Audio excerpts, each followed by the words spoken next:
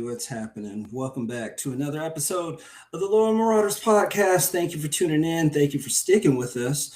I go by the name of Nick here again, holding things down for everybody, holding things down for Kyle and Jared, who are still with us here on the show, just still trying to get everything going and just trying to get everything to where we can all record again.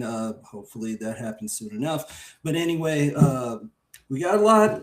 We got a whole lot to talk about for this episode, especially since we've been gone for a little bit. I've been back in school doing schoolwork and things of that sort. So apologies for not getting more episodes out earlier. But we got a lot to go over. We're going to have to talk about Kanye West's apology to Wall Street. We're going to talk about Bad Bunny over at the Super Bowl. We're going to talk about Russell and his comments on Lil Wayne. But first, before we get into all that, we have to talk about one of the most anticipated albums that came out just a couple of weeks ago, that being J. Cole's The Fall Off. Now, with this project that has come out, a lot of people, including myself, including Jared, including Kyle, we've all been waiting for this album ever since he announced it way back when. And with this album, this did not disappoint, especially for me. I know it didn't disappoint for Kyle. It didn't disappoint for Jared, with him being from North Carolina. And I really did enjoy this album. I do like how this is just basically a real good 90s and 2000s feel. This is definitely an album for people like me, Jared, and Kyle, who are on this show, and people who did grow up around that era and around our age group as well too. With some of the things that I do like the interpolations that he has on this album and some of the samples that he's had. Some of them really has gone over some people's heads, but not me. I managed to catch some of them, but I didn't manage to catch all. If I did, let me know down in the comments, or you can just say what I missed. However you want. But anyway, some of the interpolations that I do love on this album include, him. How can I put this? Him actually, trying to put out, the first album, not the first album, the first song, I should say, The Fall Off is inevitable. It definitely did remind me of Nas's track Rewind that he dropped years back. I did manage to catch, maybe it was just me, how he managed to use Ludacris's What's Your Fantasy sample on the back half of Hit the Gas off. I think that's one of the last tracks off the first album or disc or whatever you want to call it. I do like that he had that, and I slowly managed to catch on to that. I want to say like 30 seconds into it after that back half dropped. Another thing that I noticed just before I started recording and I started broadcasting to you guys is I did notice, and I found this off of, I think, Pigeons and Planes. They found that he used Jennifer Lopez's Jenny from the Block from Man from Above. Another great sample that I discovered, and I'm sure a lot of you have, if you are listening to the show, was the Drop a Gem on Them sample from Mobb Deep on Who the Fuck Is You? That also interpolates Trillville Some Cut. If you haven't heard those, I mean, what the hell are you doing? Go listen to them like right after this show. Nice and slow on Brunchero Bunch. Elevators, Me and You on The Village from Outkast. DMX's House Going Down on Life Sense. Common's The Light on I Love Her Again. I really love the storytelling in that one, but I'll get to that one. I'll get to how I feel about that one a little bit later on. Man, just an all-around great album. Well, great double disc album, I should say, from him, especially considering that this is or maybe his final project. Um, I do catch myself, if I have to be honest, singing Future's part on Run Train. Fuck, do you know about my passion? Fuck, do you know about my pain? So, it was very great to hear Future doing that and to have Future being on there. I love how I guess either Future or Alchemist, one of them, they got their wish to work with one another, and that happened on Bounce Back Blues along with singer Tim's. I thought that was great. But with every good thing that happens, I unfortunately do have to dive into some of the things that I didn't like, but there wasn't that much that I can say that I really didn't like. I think one of the only other things on this album that I really didn't care for was, the uh, the the acoustic guitar instrumentals that he had on some of them. It's just like, oh, okay, that's pretty cool, but you know, I don't want to hear it, on the outro of the second disc, or the intro to the second disc as well too, because to be honest with a lot of you guys, almost hit skipped on the 39 intro and was just ready to move on to the next song. And it really happened like since I was about to reach for the button, that's when everything just completely switched over. And, Cole started rapping on, I want to say, kind of like the middle of the song off that one, too. I definitely thought that was great. Um, Again, love the storytelling on I Love Her Again. Nice little spin on Common's I Used to Love Her, which came out way back in, I want to say 94. Yeah, I want to say 94, 95, maybe somewhere around that time. Don't quote me on the exact year, but it was a great album. With that being said, with everything that Cole has dropped on this album, I'm not going to get way too in depth with it. I'm going to give this album a quick little report card review. I'm just going to give it like a B plus for now. I definitely do think this was a great album for the fans, a great album from him. Also, another thing that I noticed, a lot of people got what they wanted when they said, "Oh, we don't want to hear about how Cole is the greatest no more after what he did with the Kendrick and Drake battle." So you got that. He really heard his life story through some of these songs, and now it's kind of just what happens next with him, because I do remember reading about how he just doesn't want to rap anymore, I guess you could say, and he just wants to stick to producing, whether it's for himself so he can find that spark again, or whether it's for his Dreamville crew.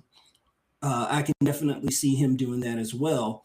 Um, One thing that I did notice about this album too, that I have to kind of have to give it a little bit of a negative, is that I just wanted to know where was the rest of his Dreamville crew on this album, because if this is considered to be the last album that you're putting out for the fans, and well, now he's about to go out on tour, and he's selling actual physical CDs out of his trunk, out of the trunk of his Honda that he's going cross country on.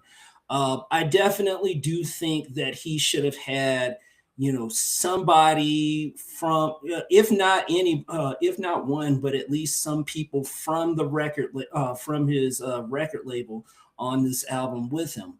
I get that this is his send off letter, but I also think there's something.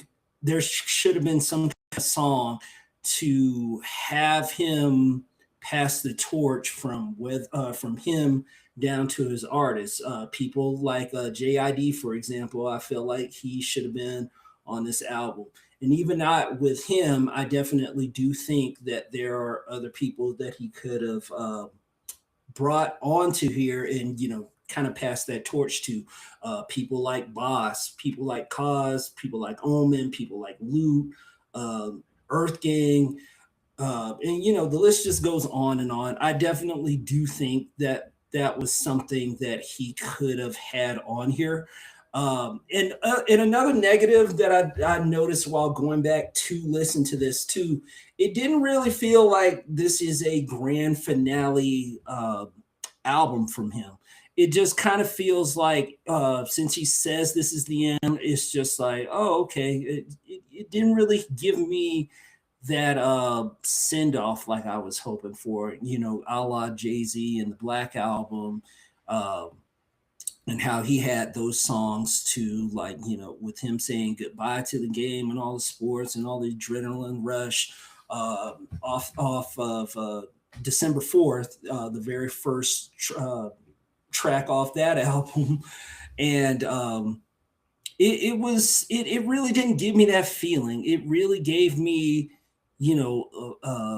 just like a to be continue, if you want to say that. So I definitely do think that's a negative but for the album. Well, for me, speaking, I can't really speak for the other guys who are here on the show. But other than that, I definitely do think this is a great project. If you had to ask me which disc I like better, I'm by a land. Well, I won't say by a landslide. I will say by a good. How can I put this? I would say by a good. There's a good portion of me that likes the first disc better than the second part. Not because of everything that's on there, or because one side was bad, one side wasn't. I definitely do think that the first disc was a little bit better in my opinion, because I do find myself going back to listen to more on that disc than I do for the second half, or the second disc, if you want to call it that. So I do think that was a great little album from him. I do think it was worth the wait. I do think that, you know, we have not seen the last of Jermaine Cole on a record, but, here, who knows what's going to happen with him, and if he's going to drop another album. There is word that, from what I've read, like when he posted that now picture of him writing everything off with the off season and It's a Boy and the fall off. There are some rumors going around that he might do that. He might release It's a Boy as a mixtape, or a full length album. Who knows? The only thing that we can do here on the show is just wait, speculate, and see what happens next. But good job, Jermaine. Hopefully you do find that spark back. Hopefully, you do want to get back to rapping. Like I said, he is going on tour in just a couple months. I know ticket prices have just dropped. A lot of people are pretty pissed off about said ticket prices with how high they are. And to be honest with you, I don't blame folks, because two tickets over $500. Yeah, it's going to piss you off. It's going to piss a lot of folks off, including me, because I've looked on them to try to see Cole myself. And, right now I'm just kind of like, I'm just better off just seeing him in concert, whether he broadcasts on Amazon Music or wherever, or it's to me, it's going to be hard, but to see him go and walk away. But like I said, who knows what's going to happen with him after this. Other than that, I think that's a great little analysis on J. Cole's The Fall Off. Again, let me know what you guys think down in the comments below. But let's keep it moving to the Super Bowl. Let's talk about Bad Bunny. For a lot of people seem to forget, or is kind of sleeping on, is that Bad Bunny, he is off to a pretty great 2026 so far this year.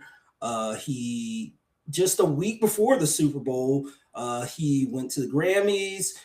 He won Album of the Year for his project that he put out, and now to celebrate and have the most fun that he's ever had, he got to headline the Super Bowl halftime show, and a lot of people were upset about it. Some weren't. I fall into the I was not mad or angry category when it does come to him and what he did. To be honest with you, folks, I definitely did enjoy his halftime show that he brought and that he did out there in Santa Clara, California, where the 49ers played. If I do remember correctly, I think it's Levi Stadium.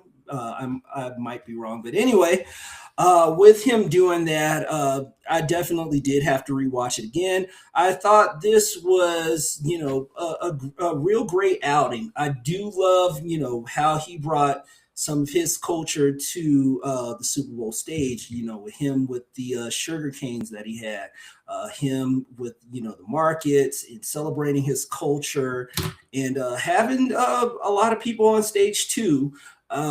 I definitely was surprised that Lady Gaga was on stage with him. That was something that I didn't see coming at all. I do remember me and Jared, we did think that Cardi was going to be on stage performing "I Like It" with him, because a lot of people seem to forget that with that song Cardi B had, she featured Bad Bunny on said track, and that's how I personally got familiar with him. And I didn't really understood what he said back then, but for me to understood what he was saying during the halftime show, I had to, pretty much turn on the subtitles to try to read to understand some of the things that he was saying. And with some of the things that he weren't saying, that's when I just broke out ye old phone and just turned on Google Translate, so that way I can figure out just what the hell he was saying. Sometimes it worked, sometimes it didn't. Other times I was just vibing out to the music, and I think that's what a lot of people seem to forget to do when it came to this man's halftime show, and that's just just vibe. And I love how most, and that's the key word, most Black people, we sat back, we just enjoyed it, and we just vibed out to it. And I think that's all we needed to do, just sit back and just vibe out, because like I said, for most of us, we already knew that this Super Bowl halftime show was not for us, especially considering how we had Kendrick Lamar just the year prior. He went on stage, he did his thing, he brought out SZA. He had that shit-eating grin when he called out Drake live on stage with "Not Like Us." And that moment still pretty much is burned into my memory, probably until the day I die. But I digress.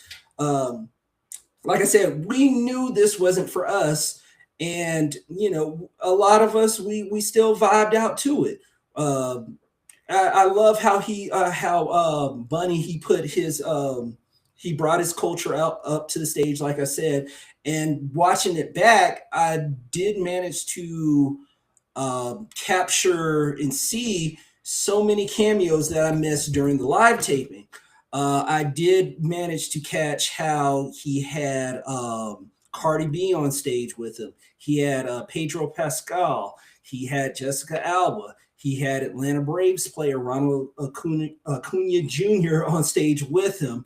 The little boy that he handed off his Grammy, I'm presuming Album of the Year Grammy to, according to some people, they were saying that was a little boy who got detained by ICE. I want to say in the month of January when that happened.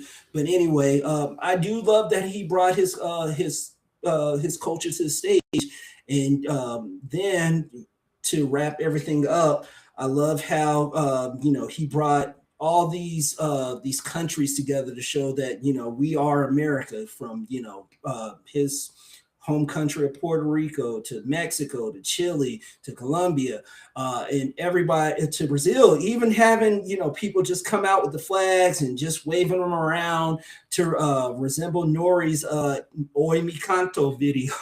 If go back and watch that if you don't know what I'm talking about. But I do love how he had all these cultures just come together and just celebrate, and him having the message, the most powerful uh, thing against hate or is love, or to paraphrase or whatever it said on that screen. It was pretty great. I did enjoy that. I did find myself vibing out to some of his songs. The first song he did was Titi Mi Pregunto. I think that's how you pronounce that. Then, I thought he was going to bounce into Monaco, but he kind of gave a little bit of a tease for that one. Another song he did was, I know a lot of millennials like myself, we kind of caught on to when he started doing that little intro to Gasolina from the mid 2000s. But other than that, I just thought it was great. I personally didn't understand what he said some of the times, but other than that, I just vibed out to it, and I think that's what people just needed to do. And I really didn't see the big uproar and the big fuss about it. I mean, it was definitely a great show. I'm happy that he got over 100 million viewers. At first, people were saying that he broke the record for the most viewed halftime show of all time. But then when the actual numbers came out, he didn't. And I think it was the third most watched Super Bowl halftime show since, with the other two being the late great Michael Jackson and the aforementioned Kendrick Lamar. So I definitely did enjoy his Super Bowl halftime show, and I know there was a lot of people who cried and complained, "Oh, we don't know what he's saying." And to that, I just say, like, nobody is forcing you to watch. Was forcing you to watch what he did on that stage. Nobody forced you to, understood what he was trying to say in his Spanish language. So, with that being said, if you didn't watch it, if you turned it off and you watched something else, that's great. If you watched the other halftime show that was sponsored by that certain demographic, good for you. I mean, we're not judging. We don't care if if you're a Democrat or a Republican. If you while you're listening to the show, if that's what you watched instead of this, cool. If it wasn't, and you enjoyed the Bad Bunny halftime show like I did, great. But I really just didn't get the uproar. Like I said, most black people, I'm looking at you, Stephen A. Smith, Mace, Jason Whitlock, all y'all who didn't enjoy it. Like, all you got to do is just vibe out to it. That's what I did. And I mean, and I just had a great time just listening to it. Even though the Super Bowl was kind of lopsided for that first half, and then it kind of started picking up towards the fourth quarter. But other than that, it was a real great halftime show. Very proud of Benito. Um, Very glad that he put his culture on. He brought everything from his home island of Puerto Rico to that worldwide stage. Again, love the ladies shaking what they got on stage. You will never ever hear me complain about that. Just saying, but it was great. Also another cameo that I did manage to catch was Mr. Livin' La Vida Loca himself. Um, Ricky Martin was a part of that too, so I definitely thought that was great. I also wondered, just looking back on that, like, where was well, I don't know if he wanted to or if he didn't, but I do remember, like, when J Lo and Shakira, they had their halftime show right before the pandemic hit in 2020. They brought him out, so I was kind of wondering why Jennifer Lopez wasn't there. But again, I don't know, don't care.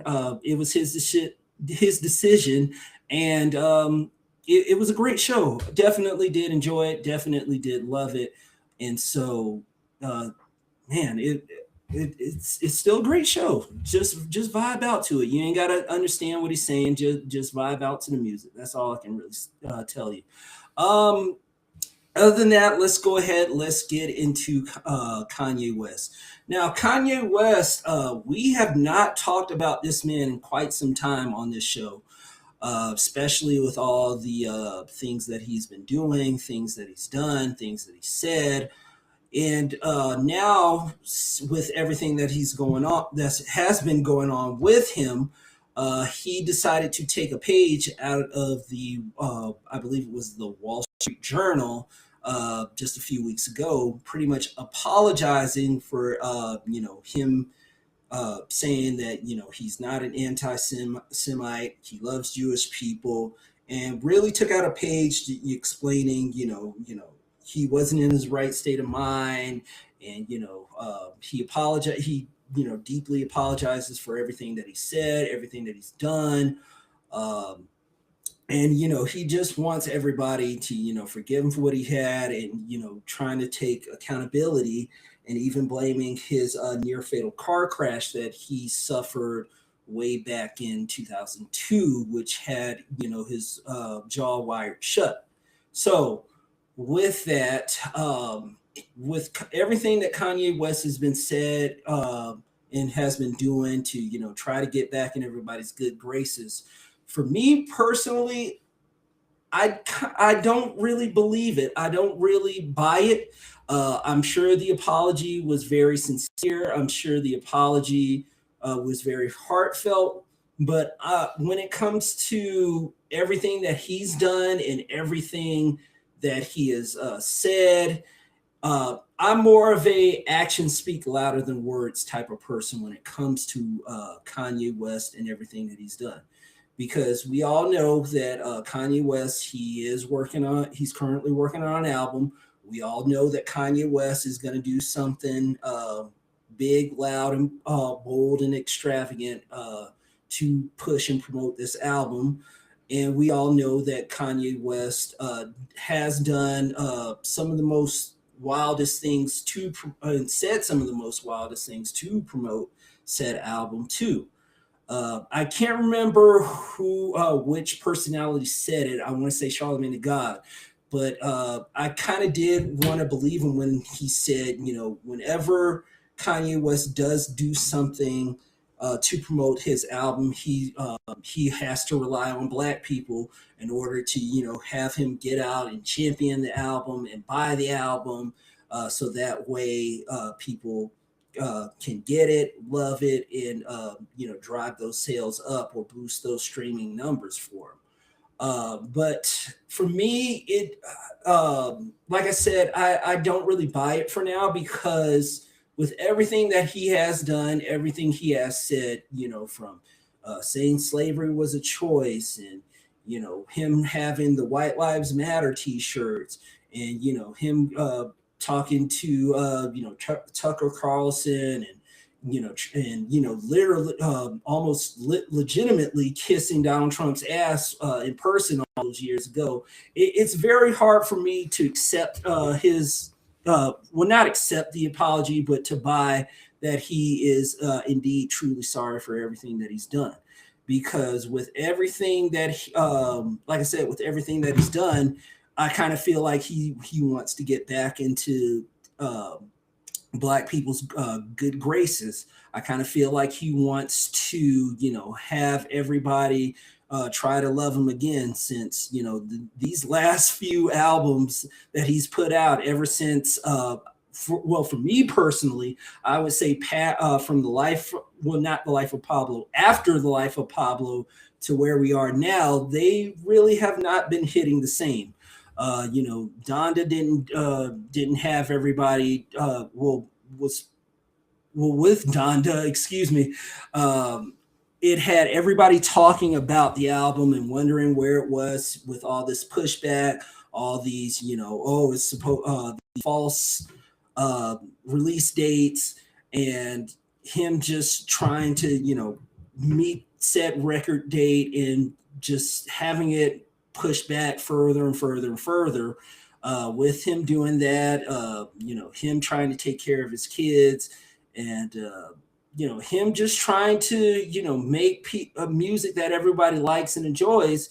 It's definitely hard to look past that and just go, oh, okay, like all is forgiven, everything's all good. It's definitely hard for me to turn a blind eye to and forgive him that easily. So I definitely do think that Kanye West, he definitely has a lot to do and a lot more to go in order for me to forgive him for all of his past transgressions. I do think that with him doing this is a ploy to push this album out, to try to get everybody to stream it, to buy it, however you consume music, and and especially since, like I said, the last albums really have not done anything for me personally. I didn't really care for Donda, didn't care for Donda 2.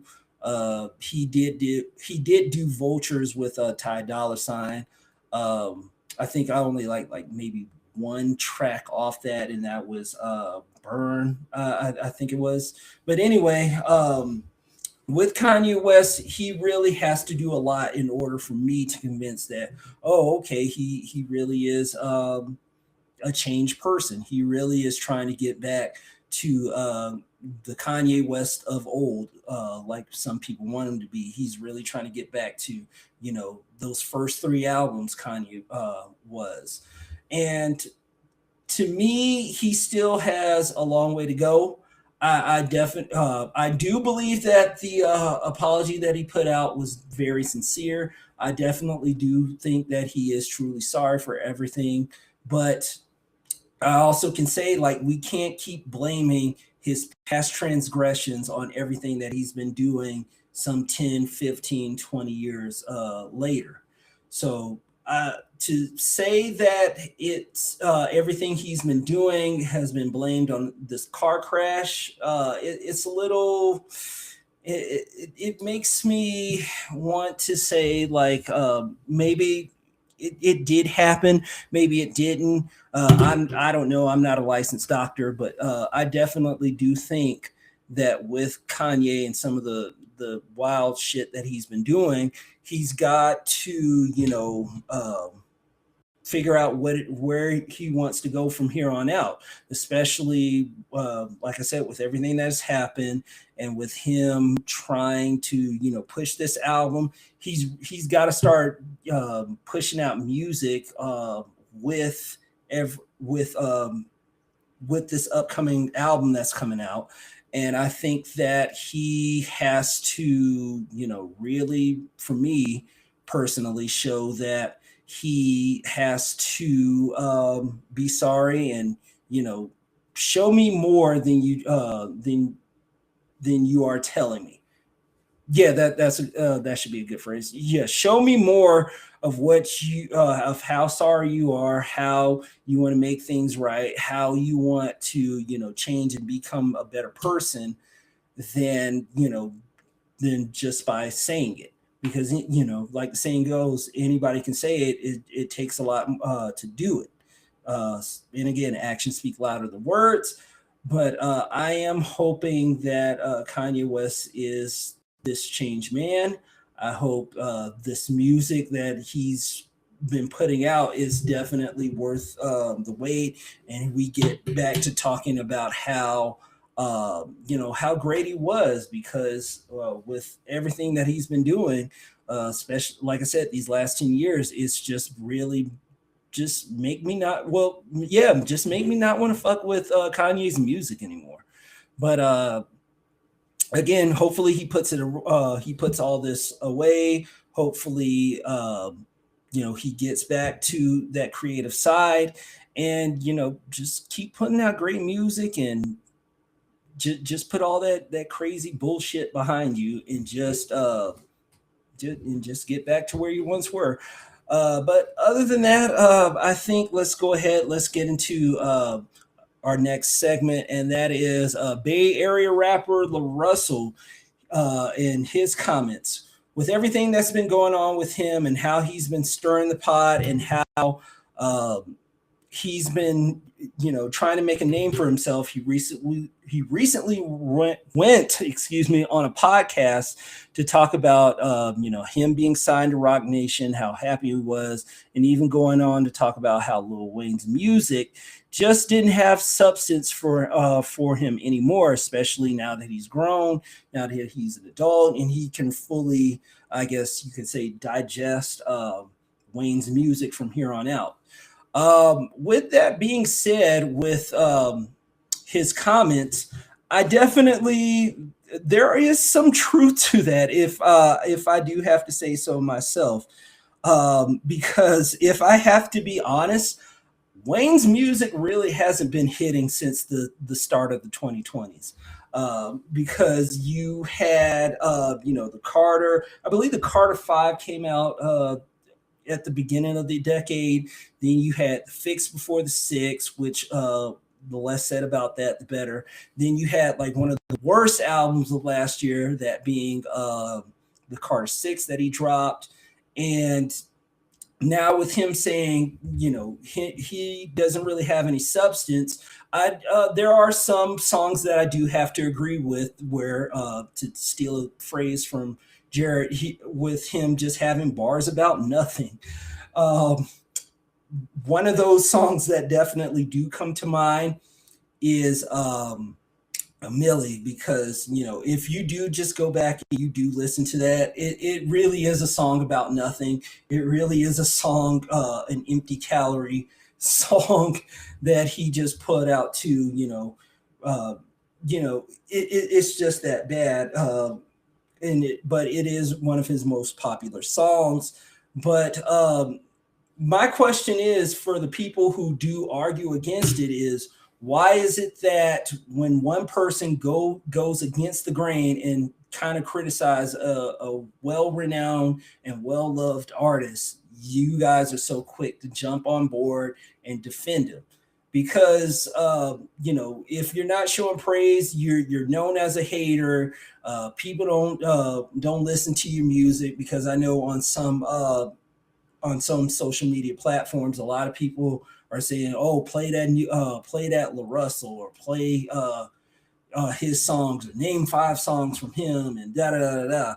And I definitely do think La Russell does have a great future. I do love some of his tracks that he has. I do like how he did once. I believe he was featured on one song, "Do It Again" with Pilo, that came out. I want to say like not last year, but the year before. I do enjoy that as well too, and I do love how he's trying to revive the Bay Area as well too, and trying to keep California on the map, along with Az Chike, who is another great rapper. Don't sleep on him in 2026 too. But with that being said, there are some songs of Wayne's that just feel like they're just empty calorie songs to me. It's all sizzle, no steak. It's just him just rapping for the sake of rapping, and just not really making sense with it. Like I said, the aforementioned Millie, god awful peanuts to an elephant, Rory, which was just terrible. And the thing about it is, since we had Clips drop "Let God Sort 'Em Out," and we had the undisputed rap MVP of 2025, Malice, who is much older than him, pretty much just shows that, hey, I've been gone for a while. I can still rap like a lot better than 90% of these rappers out there, and he did prove it with us. But with Wayne, like I said when I did review the Carter Six just episodes ago, is that it gets old hearing Wayne rap about the same old subjects again and again and again, year after year, decade after decade. It gets old hearing him rap about sex, rapping about weed, rapping about saying "sue" to the blood game, and things like that. And so I feel like Wayne is just at this point of his career where a lot of people are going to hate me for saying this, but I feel like Wayne is just past his prime. I feel like Wayne has just moved on to another team. He's Patrick Ewing when he left the Knicks. He's he's man, just so many players who have just moved on from their well-known team onto these other NBA teams. Shaq is one of them.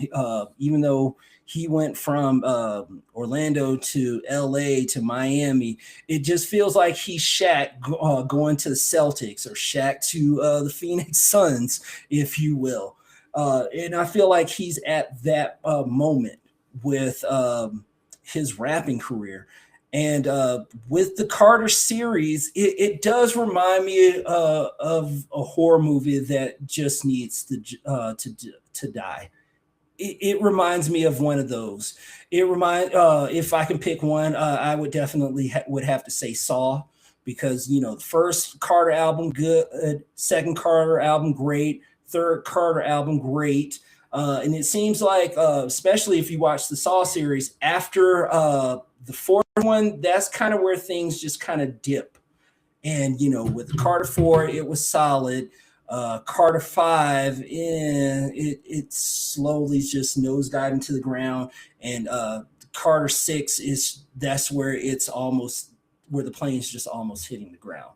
And it's just getting worse and worse. And it's just to the point where either Wayne's just needs to take some more time off to figure out where and what he wants to do rap career wise, to him just needing to update his material to I guess you could say to 40-year-old standards, I guess, if you want to call it that.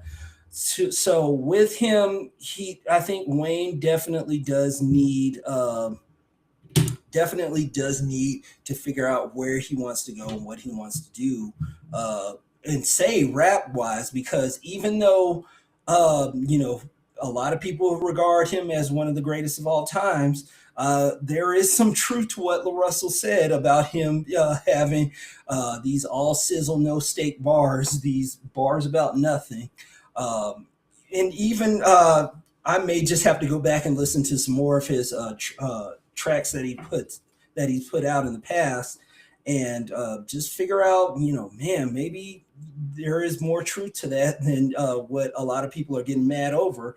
And I definitely do think that people just stop the selective outrage, because if this were any other rapper, if this were a Jay-Z, if this were an Eminem, or Busta Rhymes, and him with him just kind of criticizing how Busta used to rhyme fast. Same can be said with Eminem on Rap God. Same can be said with Twista, with some of his work that he's done, and him rapping fast. If those were some of the people that he criticized, a lot of people would have jumped on that bandwagon. But we also have to stop treating Lil Wayne like he's a Make-A-Wish kid, and just saying that oh no, you can't say this about him. Oh no, you're in the wrong for that. Oh no, Wayne's the GOAT. We don't care what he says, especially if Eminem has or was doing the same thing. But the only difference is with I feel like with Eminem, especially with his last album that he put out, he has really dropped a lot of similes and a lot of bars that a lot of people have that a lot of people don't really pay attention to, and that a lot has gone over some heads. Especially a lot of people have been catching on recently with what he said on Fuel, with with so many essays. I'm like an RAPER with so many essays, and him saying he didn't spell out the word rapper and leave, and he left out a P Diddy, and then a lot of people have been catching on to that as well too. But I definitely do think LaRussell does have a great point when he brings that up. Do I think Wayne is one of the greatest of all time? Absolutely, especially considering, longevity, accolades, what else? Lyricism, but maybe that might have to be reviewed by going back and seeing some of the stuff that he's put out back then. But with that being said, I do want to hopefully see some maturity, some growth in Wayne's music for the rest, or whenever he decides to drop something else here in the near future, because the same people who are coming after Wayne and for coming after LaRussell and saying that, Wayne doesn't have substance in his music, he doesn't have bars or anything like that, maybe we need to go back and revisit some of his songs and tracks. I mean, because I kind of feel like nostalgia is really starting to get to some people and really starting to cloud their judgment on if he does have songs with substance behind them. But other than that, I think that is it for that. Shout outs and album recommendations. Again, thank you guys so much for still rocking with us after all this time. Again, sorry about putting so much wait time with everything that's going on. Like I said, I'm personally in school, so I'm trying to get my education. I'm still trying to put out all these episodes and bring them out. I'm still trying to get everybody back on the show. Shout out to everybody with all the snow and all the cold that's going on at the time of this recording throughout the states. Everybody just stay safe, bundle up. We do have merchandise. We have hoodies that you guys can buy to prevent being cold during this time of year. We have hoodies, we have beanies, we have shirts. Hell, I'm even wearing one of these shirts right now. If you're watching this on Spotify and on YouTube, we have shirts that are on website. Website will be in the show notes in case you do want to buy one. We have that. Shout out to everybody, just staying safe. Rest in peace to Lil Jon's son, who sadly passed away. Very tragic, very, very heartbreaking for him as well, especially since a lot of rappers have come out and said and gave him their condolences to what happened with him and how his body was found. And with everything that happened with him, I do feel bad for him. Our hearts go out to Lil Jon for that as well too. I've also read Rest in Peace to Lil Papa.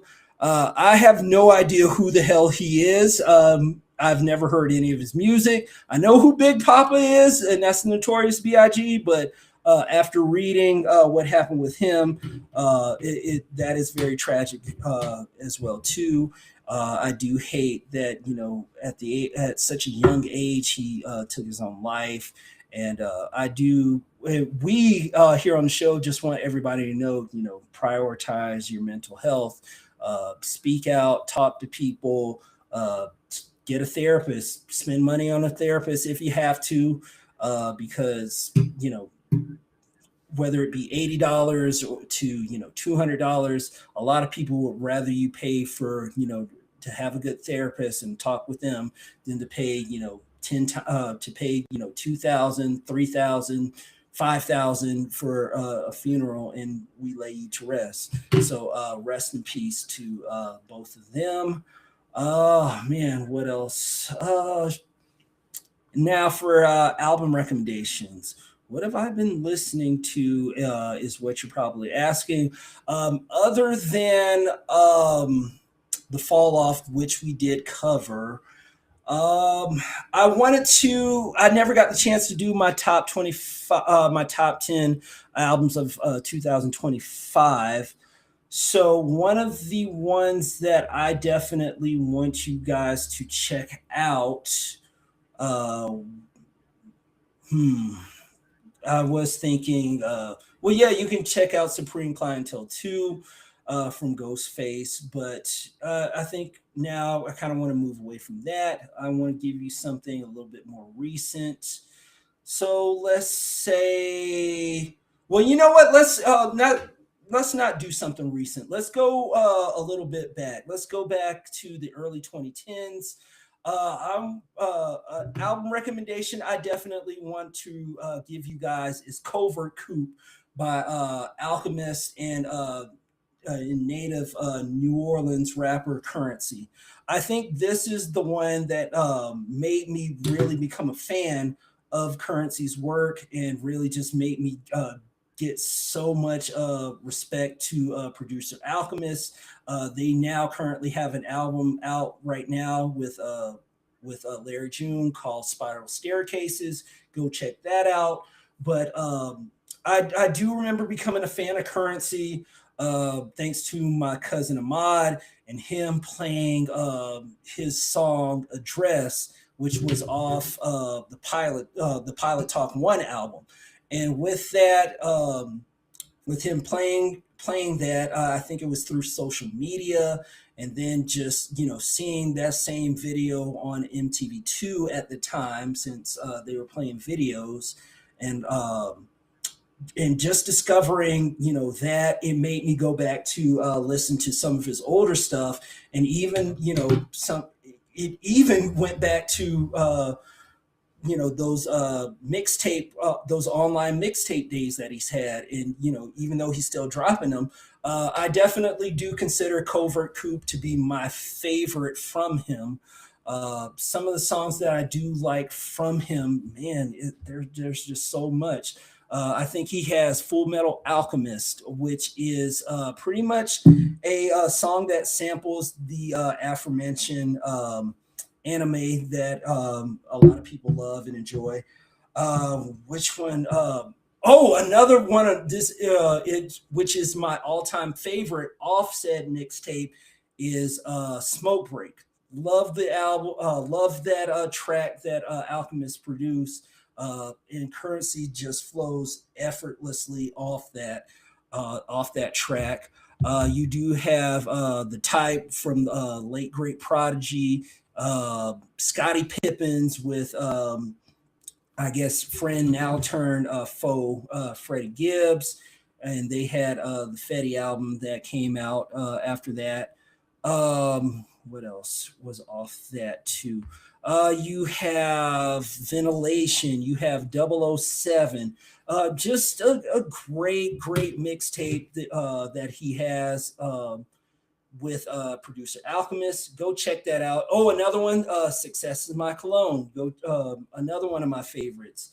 Uh, but definitely that is one that I want everybody to check out and go revisit it if you haven't. And I'm pretty sure you won't be disappointed with that. So Covert Coup Currency. Go check that out. Other than that, I do believe that is it for this episode. Again, we thank you guys for sticking with us. We thank you guys for rocking and still staying patient with us. Please be sure to give us a rating if you do like what you're seeing and hearing from us. Uh, Let us know what you want to hear more of. Also, be sure to let us know what kind of albums that you want me to listen to and to give a report card review on. Like I said, shop the store. We do have shirts, hoodies, hats, all that available for both men and women. Give us a rating. If you're listening to us on Amazon Music, iHeartRadio, Spotify, help us get ratings, help us get the word out, and keep pushing the show. Also, be sure to follow us on Facebook, Instagram, Twitter, at Lower Marauders. And I do believe that is it for us here on the show. We thank you guys for still staying with us. until the next episode, we thank you guys for listening. We thank you for watching. If you're viewing this on YouTube and Spotify, and we'll see you next time for another episode of the Lower Marauders podcast. Thank you for listening and watching. We'll see you next time. Peace.